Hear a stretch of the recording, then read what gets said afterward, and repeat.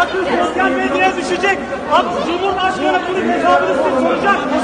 Demokratik yarışı niye engelliyorsunuz? Senin ayıbın. Hayır, kimsenin ayıbı.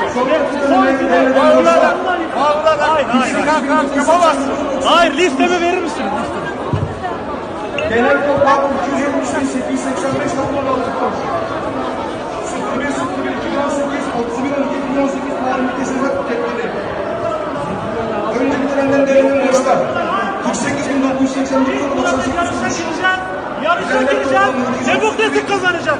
Aksi halde bunu kimseye anlatamazsınız. AK Parti adaletten bahsediyor. Demokrasiden bahsediyor.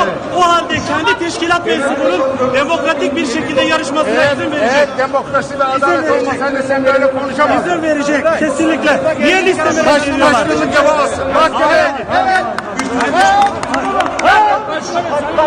Rahmetullah.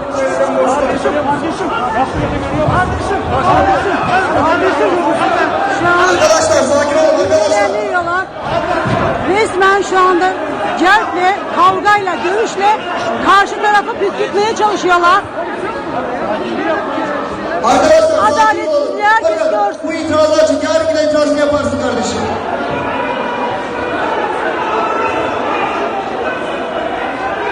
Sefa, Her taraftan